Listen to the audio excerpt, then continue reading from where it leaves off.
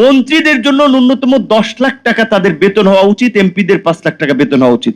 এটা এই কারণে বললাম, এমপির যদি আপনার বেতন তো বেসিক 55,000 টাকা বোধ হয়, এবং সর্বসাকুল্যে 1,70,000 মতো সামথিং পায়।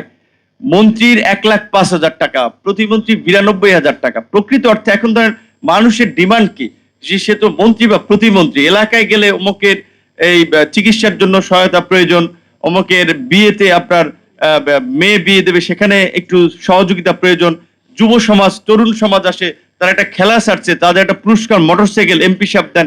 এখন এই যে চাপ, এইটা এমপি সাহেব কোথা থেকে দেবে? এইটা দেওয়ার জন্য যাদের টাকা পয়সা আছে জমিদার ছাড়া বাকিদের পক্ষে সম্ভব না। এইটা দিতে হইলে তাহলে 9-6 এইখানের তো ওইখানে, এইখানের তো ওইখানে করা লাগবে। সেই কারণে আমরা মনে করি যে ওই আমি বলছি মালয়েশিয়া এবং এই সিঙ্গাপুরের উদাহরণ দিয়ে, তাহলে এখানেও এমপি মন্ত্রীদের আমি মনে করি এটা আমার জন্য না। আমি এখন এমপি প্রতিমন্ত্রী আছি, পরের টার্মে তো নাও থাকতে পারি।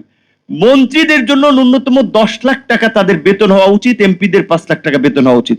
এটা এই কারণে বললাম যে বিরোধী দলের অনেকে বললে, বা আবার আমরাও বললাম অনেক পলিটিক্স হতে পারে যে সে এমপি হয়ে তার বেতন বাড়াই নিতে চায় না। যে ধরেন আমরা যদি চাই যে আমাদের এমপি মন্ত্রীরাও দুর্নীতি মুক্ত থাকবে, তাহলে দেখেন আজকে এমপিদের বর্তমান সরকার এমপিদের আপনার করমুক্ত গাড়ি আমদানি বন্ধ করেছে, প্লট সুবিধা বন্ধ করেছে, ভালো, এটা বন্ধ করেছে।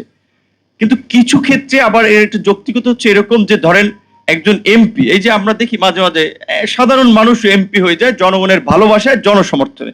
কেউ যদি মানুষের মন জয় করতে পারে, এখনকার যে নির্বাচনের সিস্টেম, আগের মতো তো সিস্টেম নাই যে রাতে আপনার ডিসিরা ভোট করে দেবে, ইউনোরা ভোট করে দেবে, কিংবা আপনি কেন্দ্র দখল করে ভোট পিটিয়ে আপনি নেতা হয়ে যাবেন। এখন তো সেই সিস্টেম নাই, একটা ফেয়ার ইলেকশন হচ্ছে। তো যাদের জনসম্পৃক্ততা আছে, জনগণের কাছাকাছি যারা থাকে, তারা ভোটে দাঁড়ালে অনেকে হয়ে যাচ্ছে। এইবার কয়েকজন আমার মতো তরুণ আমাদের কয়েকজন এমপি হয়েছে।